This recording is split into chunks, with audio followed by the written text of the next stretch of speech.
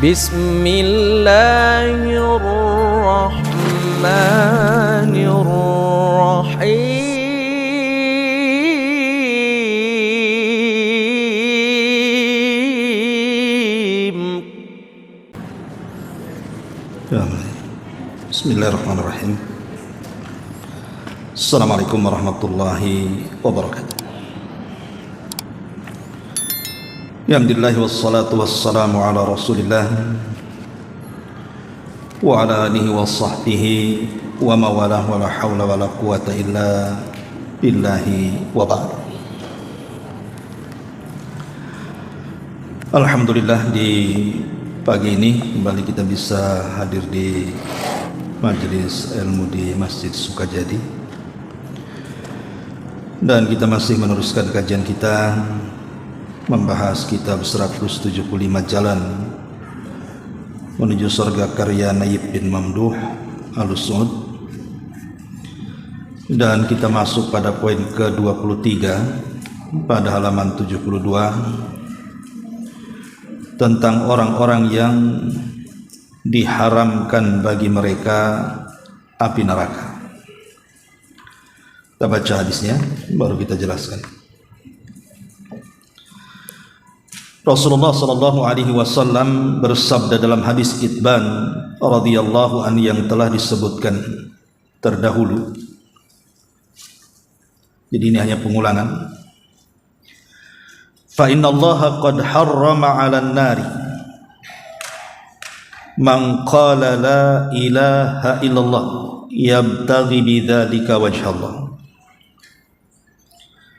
Sesungguhnya Allah Subhanahu wa taala telah mengharamkan atas neraka orang yang mengucapkan tidak ada sesembahan yang berhak disembah kecuali Allah, di mana dia mengucapkannya karena mengharap wajah Allah Subhanahu wa taala. Kemudian Rasulullah SAW juga mengatakan, ala ukhbirukum biman yahrumu 'alan nari au biman tahrumu 'alaihin nar ala kulli qaribin hayyinin sahlin.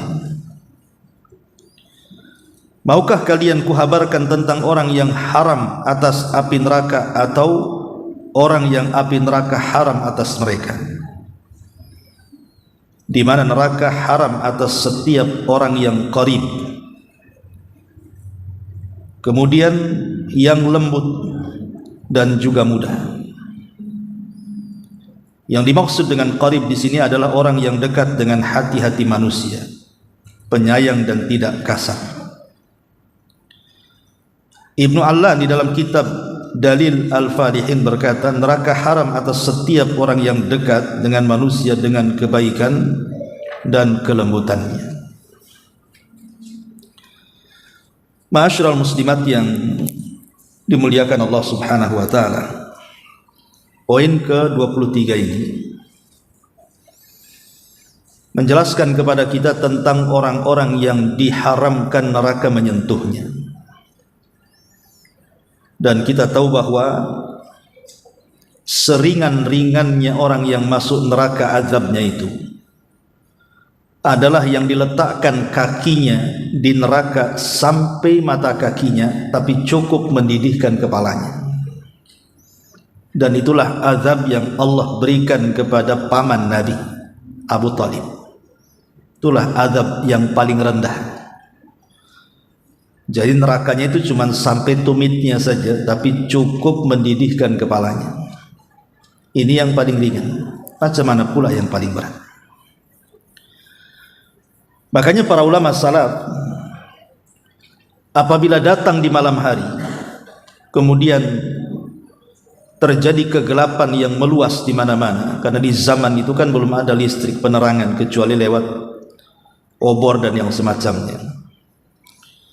Jadi orang-orang soleh dahulu itu kalau datang malam kemudian menggelapkan semuanya, mengingatkan mereka akan gelapnya api neraka.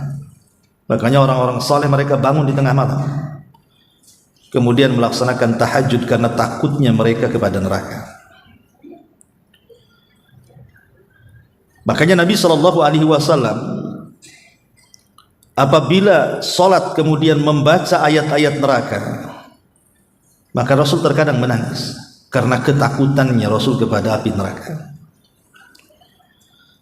Kalau seandainya Nabi SAW saja yang sudah dijamin kehidupannya, artinya sudah diampuni dosa yang telah, yang sedang, dan yang akan datang saja ketakutan apabila memikirkan neraka, macam mana pula kita yang tidak ada jaminan, harusnya lebih takut lagi dari neraka. Lah di sini ada orang-orang yang tidak akan disentuh api neraka. Di antaranya pengarang menyebutkan dua perkara, sebenarnya banyak, nanti kita tambah. Nah, salah satunya adalah hadis yang pertama, di mana Nabi SAW mengatakan Allah haramkan api neraka itu atas orang yang mengatakan tidak ada sesembahan yang berhak disembah kecuali Allah karena mengharap wajah Allah Subhanahu wa ta'ala.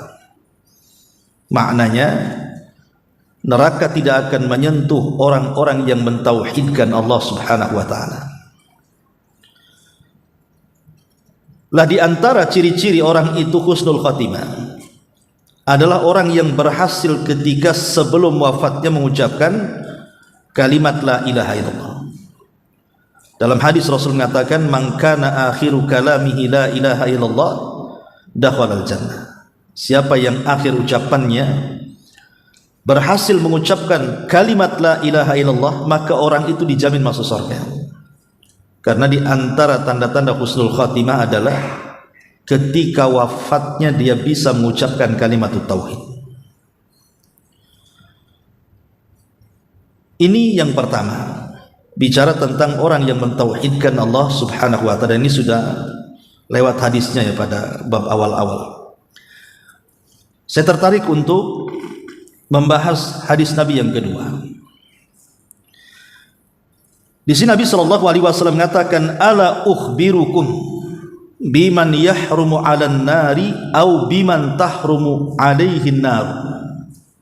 Maukah kuhabarkan, kata Rasul, tentang orang yang haram atas api neraka atau api neraka haram atasnya. Siapa mereka? Ala kulli qaribin hayyinin sahlin. Kepada orang yang qarib, hayyin dan sahl. Apa maknanya? Hadis ini menjelaskan kepada kita tentang makarimul akhlak, tentang akhlak-akhlak mulia. Lah salah satu penyebab orang itu masuk surga dan diharamkan dari api neraka itu adalah orang yang punya 3 akhlak ini. Dan kalau seandainya 3 akhlak ini diterapkan oleh ibu dalam rumah tangga dengan suami atau dengan keluarga, maka rumah tangga itu dipastikan sakinah, mawaddah dan rahmah. Kalau 3 sifat ini mau diterapkan oleh ibu ketika bermuamalah dengan tetangga, maka ibu akan tenang hidupnya, nggak mungkin diganggu tetangganya atau mengganggu tetangganya. Bahkan lebih luas pencakupannya. Kalau hadis ini diterapkan di persidangan, tidak mungkin hakim itu memutuskan perkara yang zalim kepada orang yang datang meminta hukum kepadanya. Atau lebih luas lagi kalau diterapkan di pasar-pasar, tidak mungkin ada percekcokan di dalamnya. Karena 3 sifat inilah yang membentuk karakter manusia. Karakter saya, karakter ibu itu kalau mengamalkan 3 sifat ini, maka ibu terlahir menjadi orang baik. Yang pertama, kullu qaribin. Kullu qarib. Qarib itu bahasa Arabnya, bahasa kitanya dekat. Setiap orang yang dekat. Apa maksud dekat di sini? Di sini pengarang memberikan catatan kalimat qarib. Jadi qarib adalah orang yang dekat di hati-hati manusia dengan cara penyayang, tidak kasar, karena kebaikan dan kelembutannya. Mungkin lebih mudah lagi untuk dicontohkan. Jadi makna qarib itu adalah orang yang senantiasa hadir di tengah-tengah manusia, tidak pernah membuat sedih orang, mudah menolong tetangganya kesulitan, ditolong sama dia. Dia punya hutang, cepat dibayar. Ada tetangganya yang jahil, diajari pengetahuan. Ada tetangganya yang kelaparan, lekas dibantu dan dikasih makan. Ada tamu, dimuliakan. Ada tetangganya mungkin kemalangan atau apa, langsung datang ke rumahnya dan menghiburnya. Muamalahnya mudah. Jadi qarib itu dekat dengan manusia, suka memberikan manfaat. Dia tidak tahan kalau ada orang susah, langsung dibantu, langsung dihibur. Itulah makna qarib. Jadi qarib itu orang yang lembut, sayang, mudah gitu ya, dan tidak suka mempersulit orang. Dalam sebuah hadis Nabi SAW mengatakan, Rasul, amalan yang paling dicintai Allah itu apa? Maka Nabi SAW mengatakan, sururun tudkhiluhu ala qalbil muslim. Jadi amalan yang paling dicintai Allah adalah ketika kita bisa memasukkan perasaan senang ke hati orang. Jadi dia pandai menyenangkan orang gitu ya. Jadi kalau ada orang sedih datang dihibur, ada orang susah datang dibantu, senang dia. Minimalnya didoakan dan begitu seterusnya. Itulah qarib, dekat dengan manusia. Karena ada orang-orang di masyarakat itu sulit didekati. Apalagi sudah mentang-mentang dulu belum jadi RT, sudah jadi RT, susah pula ketemu dengan dia. Nggak bisa minta tanda tangannya kecuali ngasih duit. Nah, itu bukan qarib. Atau mungkin ibu bekerja di pemerintahan, membuat KTP saja setengah mati. Jadi ada orang-orang yang susah bermuamalah. Ini orang kalau susah bermuamalah, orang nggak senang kan? Ibu saja kalau seandainya jarang senyum, susah senyum itu kan, kayak dijahit mulutnya itu, orang nggak suka. Orang kok mulut apa, mukanya kayak gitu ya. Itu saja sudah diomongin orang itu. Padahal belum ngomong tuh, baru tidak mau senyum, tidak mau nyapa saja orang nggak suka. Macam mana lebih daripada itu? Makanya kenapa akhlak qarib ini kalau diterapkan itu semua orang suka dan senang. Dan semua pasti ingin mendekat dia, karena orang ini memang suka menghibur, ceria, senang. Pokoknya didekati atau mendekati orang itu orang nggak lari. Kan ada orang kalau mendekat dengan kita, kita pula lari dari dia. Ya. Atau kita yang mendekat kepada dia, dia pula lari dari kita. Ada orang kayak gitu itu. Lah itu karena tidak punya sifat qarib tadi. Jadi orang malah jauh dari kita, nggak mau kita ini dekat-dekat dengan manusia atau manusia dekat dengan kita. Lah inilah, kalau orang punya sifat qarib itu disukai orang susah, disenangi orang kaya gitu ya. Disukai orang sakit, disenangi orang yang sehat. Maka qarib ini penting dalam kehidupan, ini yang pertama. Kemudian yang kedua, hayyin. Hayyin itu lebih dekat maknanya kepada tawadhu, merendahkan diri. Mana hayyin itu? Tidak sombong. Walaupun dulu miskin kemudian jadi kaya, ya tetap saja akhlaknya seperti waktu miskinnya. Walaupun dulu belum menjabat kemudian punya jabatan, tetap dia tidak berubah. Karena hati orang mulia itu, Bu, dia tidak akan berubah. Hati orang mulia itu tidak akan berubah. Karena lembut hatinya. Mau dicela ya silahkan, dipuji juga nggak ada masalah. Dikatai-katai orang ya biasa-biasa saja, dipuji orang pun biasa-biasa saja. Itulah hayyin namanya, punya kelembutan dalam hati. Kalau dia muda, dia menghormati orang tua. Kalau dia tua, dia pun memuji anak muda. Pokoknya bagaimana sifat tawadhu, sifat rendah hati. Dan Allah Subhanahu wa taala kalau sudah mengangkat, maka tidak mungkin direndahkan manusia. Sebagaimana kalau Allah sudah merendahkan manusia, tidak mungkin Allah angkat lagi. Dan itu kalau ingin tinggi tingkatannya, ingin diangkat derajatnya, maka jadilah orang hayyin. Hayyin itu artinya orang yang merendahkan hati. Man tawadha'a lillahi rafa'ahu Allah. Barang siapa yang merendahkan hati karena Allah, maka Allah Subhanahu wa taala akan angkat derajatnya. Hayyin, ya, tidak sombong. Orang kalau sombong itu kan nggak suka orang sombong. Siapa aja dia. Yang lebih tidak suka lagi kalau orang kaya sombong. Wajar lah ya, karena ada yang disombongkan. Ini dah kerek miskin sombong, itu gimana ceritanya? Apa yang dibanggakan orang miskin sombong itu? Kalau cantik, mungkin dia bisa sombong dengan kecantikannya. Ini udah hitam jelek sombong lagi, ini gimana ceritanya? Apa yang mau disombongkan? Jadi kalau pejabat sombong, mungkin dengan jabatannya dia bisa sombong. Ini tidak punya jabatan apa-apa, dia sombong. Nggak suka orang itu. Makanya Nabi SAW pernah mengatakan bahwa Allah Subhanahu Wa Taala tidak akan memandang, tidak akan berbicara. Bahkan bagi mereka sudah disediakan azab yang pedih. Bahkan Allah tidak akan membersihkan dosanya. Lah salah satunya apa? Orang miskin yang sombong. Sombong ini dosa besar. Si kaya sombong dosa besar. Si miskin sombong dosa besar.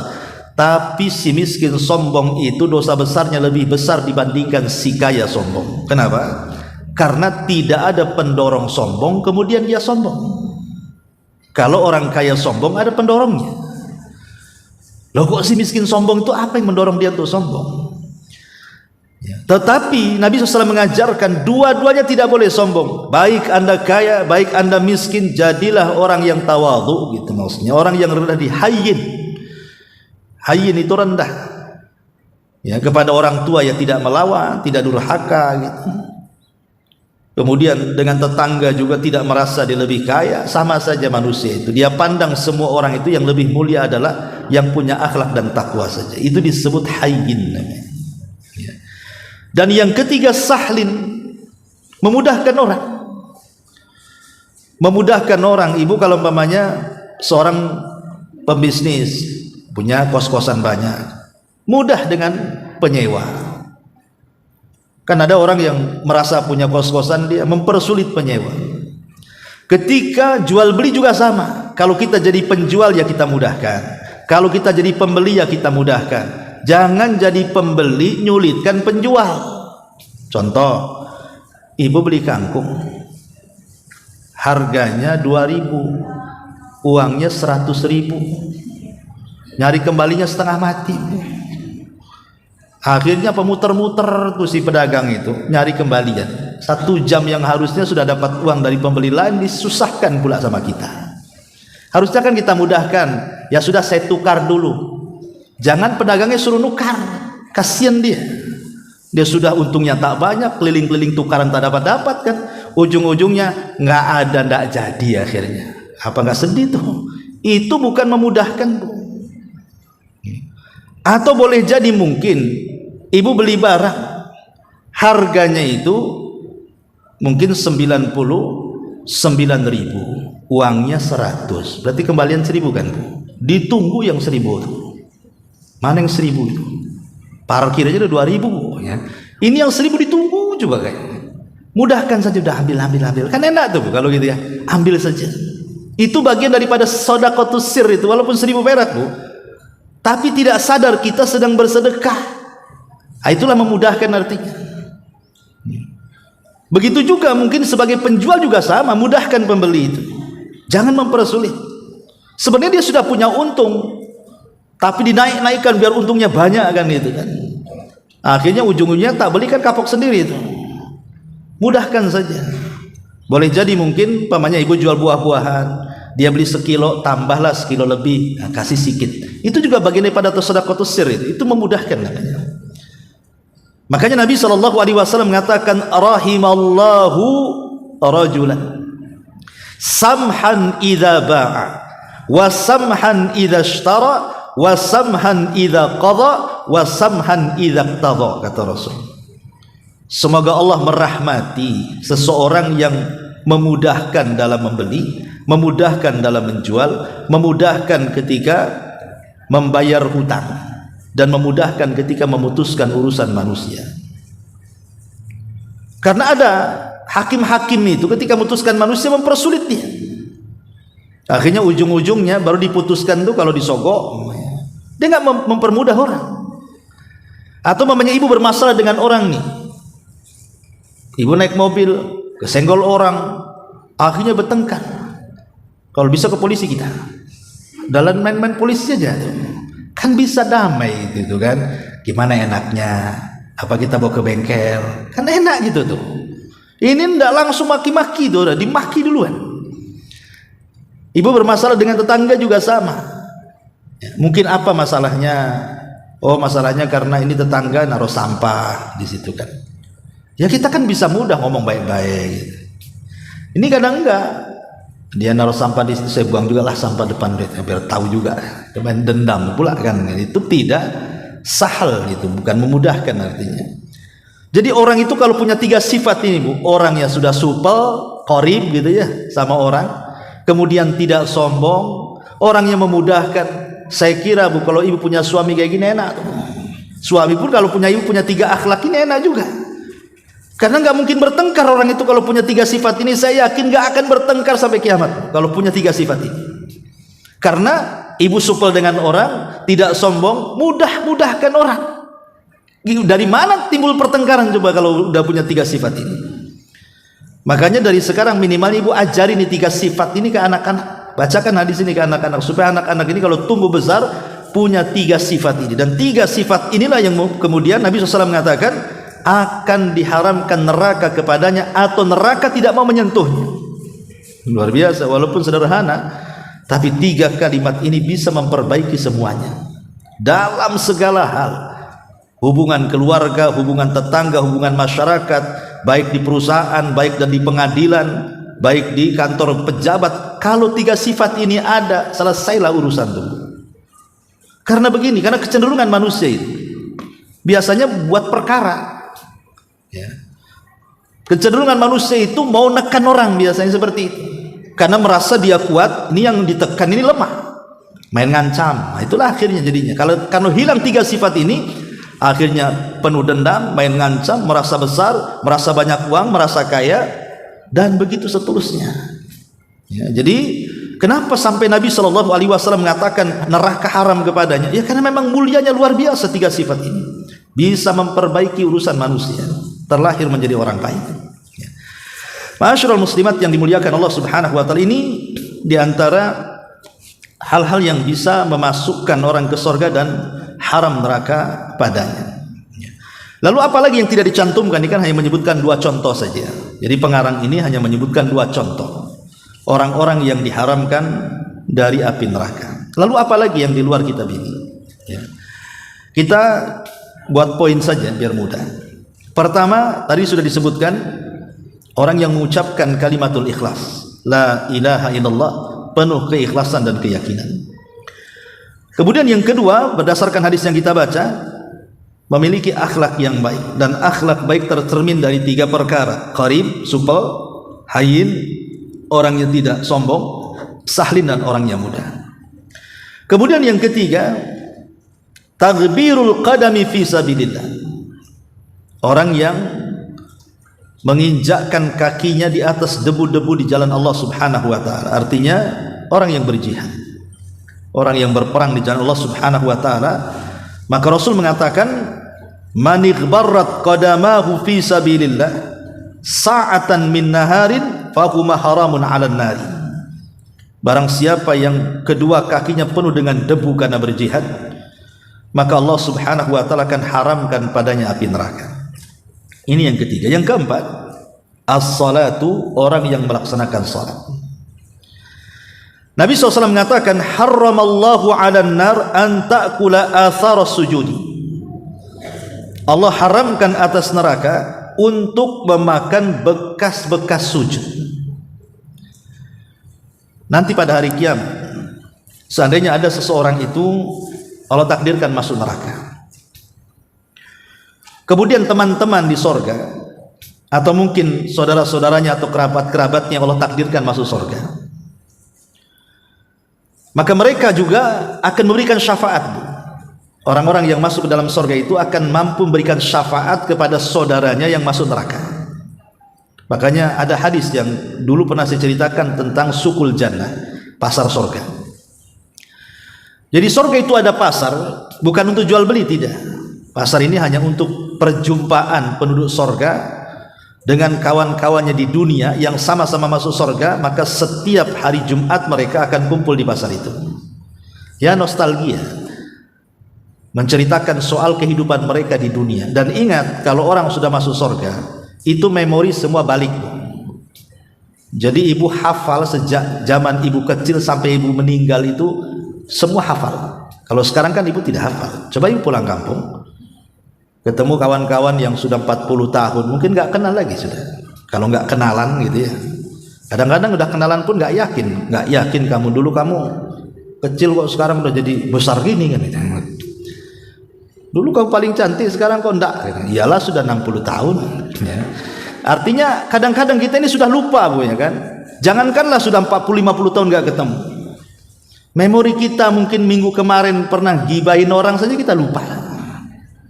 Tapi di akhirat Bu, itu memori dikembalikan. Jadi kita akan hafal dari masa kecil kita sampai masa wafat kita hafal. Itulah yang dinostalgiakan oleh penduduk sorga itu. Jadi mereka akan menceritakan tentang kondisi dunia. Jadi salah seorang di antara mereka kan bicara tentang teman-temannya yang tidak hadir. Kemana ya si Anu tuh yang biasa kita kumpul, kita reuni, kita ini kok tak ada pula di sini. Maka dihabarkan kepadanya, Allah takdirkan dia tidak di sorga, dia di neraka. Maka sepakat tuh teman-temannya yang masuk sorga itu langsung bangkit dan berdoa kepada Allah Subhanahu wa taala dan mengatakan, ya Rabb, la taqtamilu ladzatina hatta tukhrijahu minan nar. Ya Allah, jangan kau sempurnakan kenikmatan kami sampai kau keluarkan teman kami yang masuk neraka. Ya, dengan syarat tentu yang masuk neraka itu bukan kafir, bukan musyrik, yang enggak dikekalkan di dalamnya maksudnya. Maka Allah Subhanahu wa taala akan berikan syafaat karena permintaan kita. Maka Allah akan utus malaikat keluarkan orang yang diminta orang itu. Lah malaikat yang akan menjemput saudara kita yang masuk neraka itu, dia tidak akan mengenali kecuali dari bekas sujudnya. Dia kan nggak kenal malaikat yang mana satu orangnya. Tapi mereka para malaikat yang hendak mengambil teman kita yang masuk neraka itu hanya kenal dari bekas sujud. Disinilah Nabi SAW mengatakan, haramallahu 'alan nar an ta'kula atharas sujud. Allah haramkan terhadap neraka untuk memakan bekas sujud. Dan sujud itu berapa anggota? 7. Nih, 1, 2 tangan, 2 lutut, kemudian 2 ujung telapak kaki, sudah 6. Baru dahi 7 dengan hidung. Itu namanya rukun sujud. Kalau rukun ini tidak nempel di bumi, tidak sah sujudnya. Ibu nempel tumitnya saja, tangan sama dahi, kakinya pula jingkat ke atas, nggak sah sujudnya. Ya. Atau umpamanya sudah benar, tangannya pula diangkat dan nempel, nggak sah. Jadi 7 anggota sujud harus nempel di bumi. Lah itu disebut asar sujud tuh di situ. Nanti akan bercahaya. Neraka tidak akan makan itu 7 anggota sujud itu. Lah malaikat kenal dari situ. Dan Allah haramkan tuh bekas-bekas sujud itu disentuh api neraka, karena malaikat akan kenal orang-orang yang dapat syafaat dan diambil neraka itu dari situnya. Maka beruntunglah orang yang banyak sholat. Beruntunglah orang yang banyak sholat, baik wajib atau sunnah. Ya. Ini juga diantara yang keempat yang neraka haram padanya. Yang kelima, al-muhafadhatu ala 4 raka'atin qabla zuhri wa 4 ba'daha. Orang yang menjaga 4 rakaat qabliyah sebelum zuhur dan menjaga 4 rakaat ba'diyah setelah zuhur. 4 rakaat sebelum zuhur, 4 rakaat setelahnya. Tentu yang ba'diyah itu ya sebelum zuhur itu 4 rakaat, sama 2 rakaat setelah zuhur. 2 rakaat itu tambahan saja. Jadi semua ada 8 gitu ya. Disebutkan dalam hadis Nabi sallallahu alaihi wasallam, man hafadha 'ala salawatil khamsi 'ala wudu'iha wa mawaqitiha. Man hafadha 'ala 4 raka'atin qabla dhuhri wa 4 ba'daha harramallahu 'alan nar. Siapa yang menjaga 4 rakaat sebelum zuhur, maksud 4 rakaat ini 2 rakaat salam, 2 rakaat salam maksudnya, bukan 4 rakaat sekali salam, tidak. 2 rakaat salam, 2 rakaat salam. Itu namanya 4 rakaat. Baru zuhur, setelah zuhur tambah lagi 4 rakaat, 2 rakaat salam, 2 rakaat salam. Ya. Maka Nabi SAW mengatakan, haramallahu 'alan nar. Allah haramkan orang itu dimasukkan ke dalam neraka. Maka beruntunglah orang-orang yang bisa menjaga 4 rakaat sebelum zuhur dan 4 rakaat setelah zuhur. Ini yang kelima. Yang keenam, zikrullahi wa tauhiduhu indal mauti. Berzikir kepada Allah Subhanahu wa taala dan mentauhidkan Allah indal mauti, ketika menjelang wafatnya. Maksudnya apa di sini?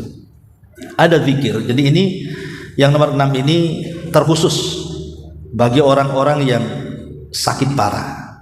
Ya, jadi kalau ada seseorang itu sakit parah dan kayaknya nggak lama lagi hidupnya, maka bacalah zikir ini. Jadi ini bisa ibu wasiatkan kepada saudara yang sedang sakit parah, kasih amalan gitu bahasa kitanya, bacalah doa ini. Apa itu? Dalam hadis Nabi SAW mengatakan, Nabi SAW bersabda, "Idza qala al-'abdu la ilaha illallah wallahu akbar, la ilaha illallah wallahu akbar, yaqulullahu azza wa jal, sadaqa 'abdi, la ilaha illa ana wa ana akbar." Wa idza qala al-'abdu la ilaha illallah wahdahu, qala sadaqa 'abdi, la ilaha illa ana wahdi. Wa idza qala la ilaha illallah la syarika lah, qala sadaqa 'abdi, la ilaha illa ana wa la syarika li. Wa idza qala la ilaha illallah lahul mulku wa lahul hamdu, qala sadaqa 'abdi, la ilaha illa ana lil mulku liyal mulku wa liyal hamdu. Wa idza qala la ilaha illallah wa la haula wa la quwwata illa billah, qala sadaqa 'abdi, la ilaha illa ana wa la haula wa la quwwata illa bi. Thumma qala an-nabi sallallahu alaihi wasallam, wa man ruziqahunna inda mautihi lam tamassahun nar. Apa kata Rasulullah? Apabila seorang hamba berkata seperti ini, la ilaha illallah wallahu akbar, titik, ya, la ilaha illallah Allahu akbar, tidak ada sembahan yang berhak disembah kecuali Allah dan Allah Maha Besar. Maka kalau ibu mengucapkan kalimat ini, maka Allah yang ada di langit akan mengatakan, hambaku telah benar dengan ucapannya, karena memang tidak ada sesembahan yang berhak disembah kecuali saya, dan saya memang akbar, maha besar. Jadi bisa ketika sakit parah perbanyak tauhid dan takbir, la ilaha illallah Allahu akbar, la ilaha illallah Allahu akbar. Atau kalimat yang kedua, apabila seorang hamba mengucapkan la ilaha illallah wahdah, pendek, la ilaha illallahu wahdah, tidak ada sembahan yang berhak disembah kecuali Allah semata, maka Allah yang di langit akan mengatakan, hambaku telah benar ucapannya, karena tidak ada sembahan yang berhak disembah kecuali satu, dan sayalah satu-satunya. Maka bisa mengucapkan la ilaha illallahu wahdah, dan pendek juga.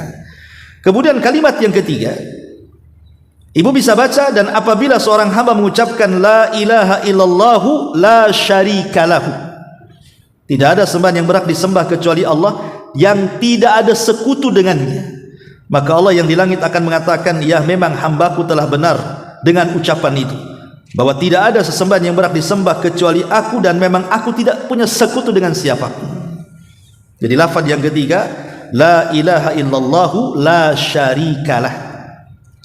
Atau yang keempat, ibu bisa membaca apabila seorang hamba mengucapkan la ilaha illallahu lahul mulku wa lahul hamdu, la ilaha illallahu lahul mulku wa lahul hamdu, tidak ada sembahan yang berhak disembah kecuali Allah, baginya kerajaan dan baginya pujian. Maka Allah yang ada di langit mengatakan, hambaku telah benar dengan ucapannya, memang tidak ada sembahan yang berhak disembah kecuali aku, dan kerajaan serta pujian itu hanya milik aku.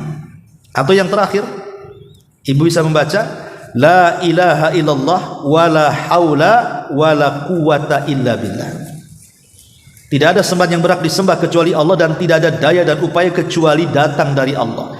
Maka Allah akan mengatakan dari langit, sudah benar hambaku dengan ucapannya, karena tidak ada sembahan yang berhak disembah kecuali aku, dan tidak ada daya dan kekuatan kecuali milikku. Apa kata Rasulullah? Siapa yang diberikan rizki menjelang wafatnya mampu mengucapkan lafaz-lafaz itu, maka neraka tidak akan menyentuhnya. Ya, ibu tinggal pilih lafaz yang mana, la ilaha illallah wallahu akbar, atau la ilaha illallah wahdah, atau la ilaha illallah la syarikalah, atau la ilaha illallah la haula wala quwata illa billah. Ibu kasih tahu tuh yang sakit-sakit parah, baca. Ya, siapa tahu Allah takdirkan dia meninggal, dia mengamalkan pula zikir-zikir yang disabdakan Nabi. Bisa jadi Allah takdirkan Allah akan jauhkan dia dari api neraka. Nah, ini juga yang keenam. Kemudian yang nomor 7, al-buka'u min khasyatillah. Orang yang menangis karena takut kepada Allah. Nabi SAW mengatakan, ainani la tamassuhuman nar. Ada dua mata, kata Rasul, tidak akan disentuh api neraka. Ainun bakat min khasyatillah, mata yang menangis karena takut kepada Allah. Wa ainun batat takhrusu fi sabilillah, dan mata yang tidak pernah tidur karena menjaga perbatasan-perbatasan dengan musuh, berjihad, ya. Lah salah satunya adalah ainun bakat min khasyatillah, menangis karena takut kepada Allah. Karena umumnya ibu kalau menangis itu kan karena mungkin kurang belanja, kayak anak gitu, duh kenapa kurang belanjanya, nangis akhirnya. Ya, tengok rumah tetangga bagus, rumahnya jelek, nangis kan itu. Tasnya bagus, orang lain bermerek, ini pakai kresek, nangis gitu kan. Jadi ada orang itu nangis itu kan urusan akhirat, urusan dunia. Lah tangisan-tangisan urusan dunia ini nggak masuk dalam hadis ini. Ya, jadi maksudnya tangisan-tangisan yang tidak akan disentuh api neraka itu kalau betul-betul nangisnya karena takut kepada Allah, takut neraka, takut nggak masuk surga, takut ibadahnya nggak diterima, dan begitu seterusnya. Itulah maksudnya api tidak akan menyentuh mata-mata yang seperti ini.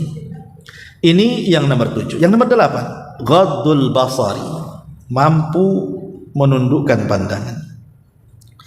Nabi SAW mengatakan, salasun la tur'a yunuhumun nar. 3 kelompok di mana mata-mata mereka tidak mungkin disentuh api neraka.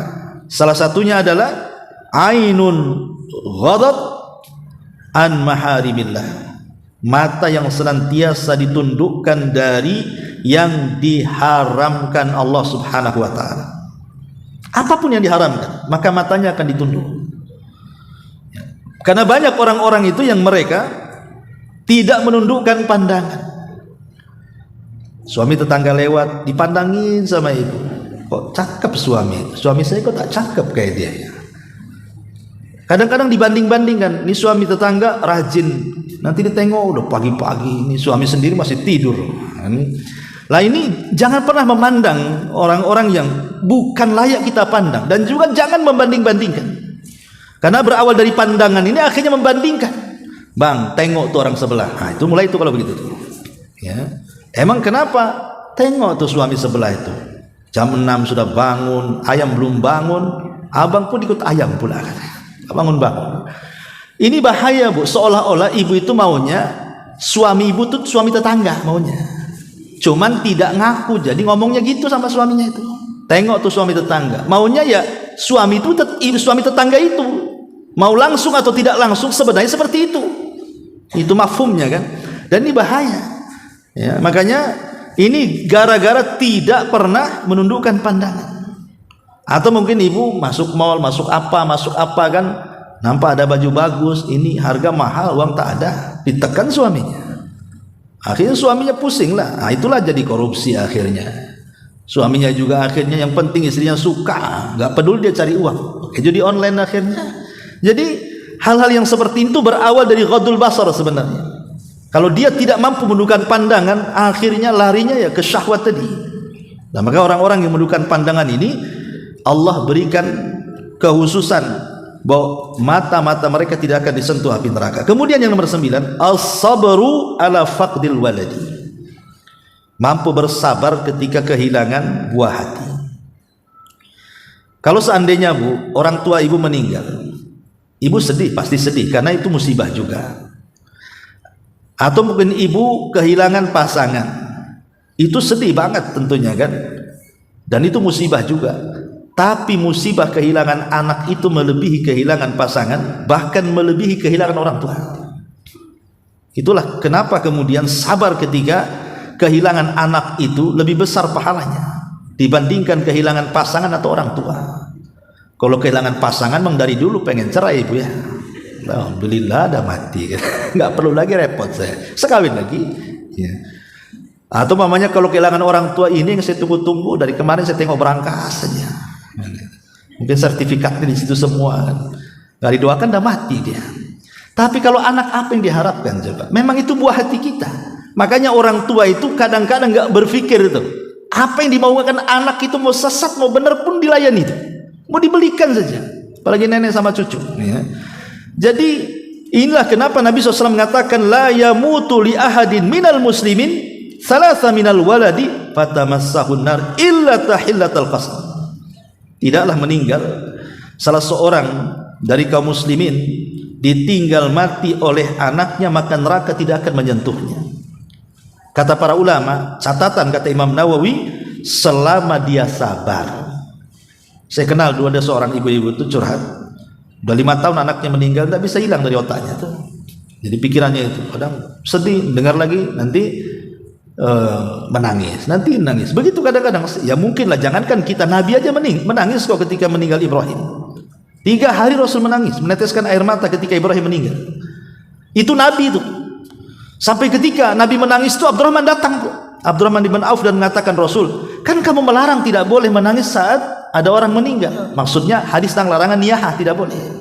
Tapi Rasul mengatakan ini bukan niyahah wahai Abdurrahman, ini tangisan rahmat. Ya wajarlah orang tua menangis gara-gara kematian anak. Karena mata ini bisa menangis, hati bisa sedih, dan perpisahan aku dengan Ibrahim itu sangat menyesakkan dada. Tapi saya berusaha tidak mengucapkan kecuali yang Allah redhoi, kata Nabi. Boleh kita menangis, tapi jangan berkata-kata kecuali yang diridhoi Allah. Jadi kalau mamanya ada yang ibu cintai meninggal dunia, boleh menangis, tapi jangan tasakhut. Tasakhut itu artinya mengeluarkan kata-kata yang menolak takdir, itu yang dilarang.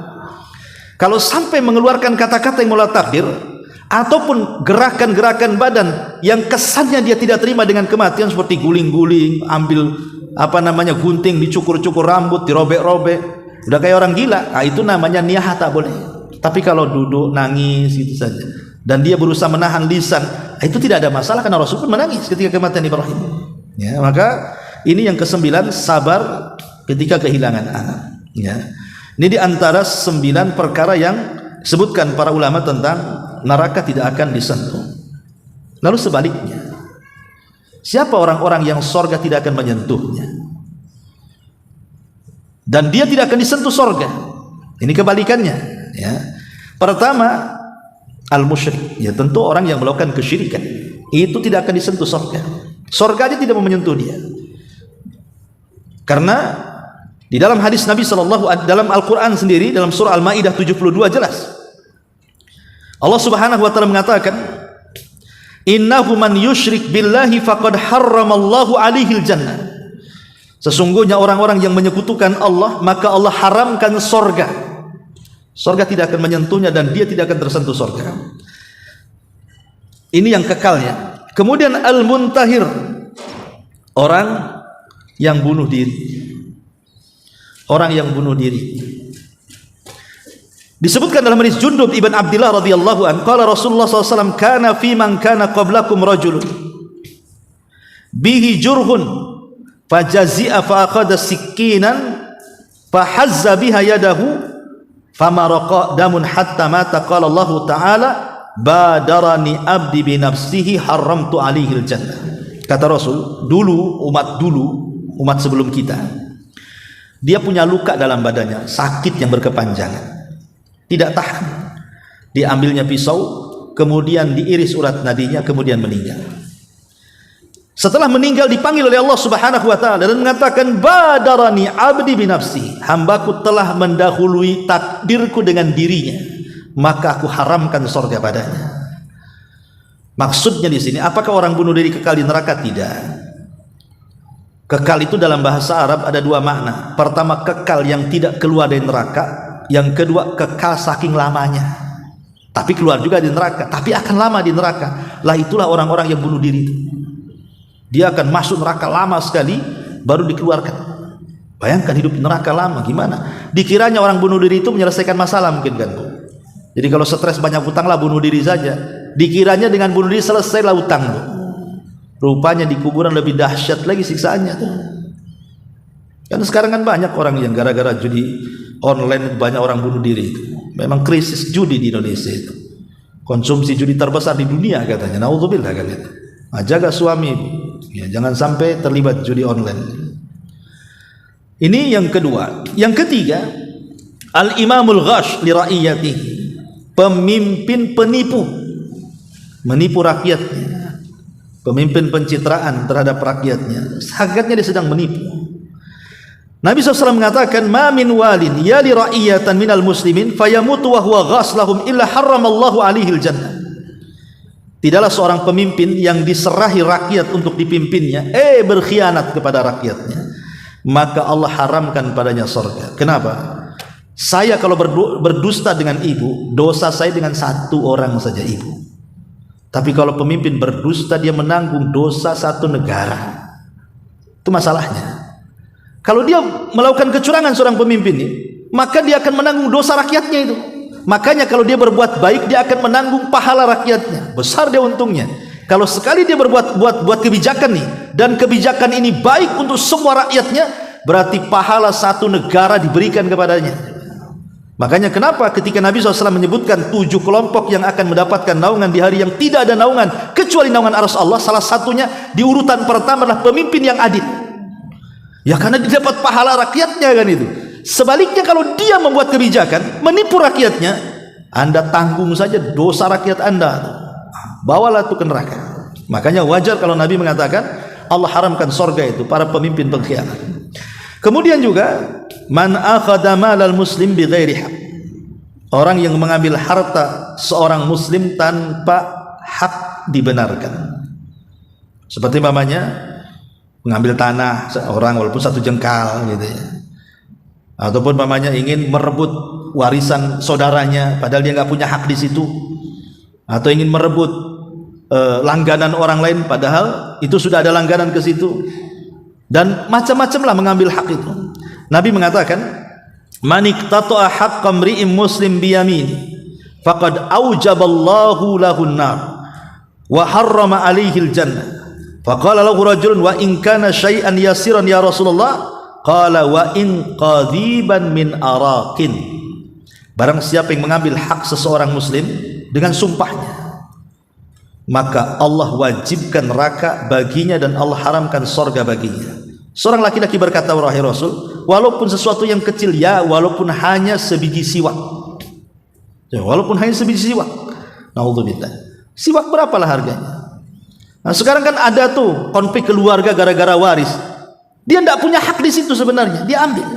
Dan itu paling banyak di masyarakat terjadi.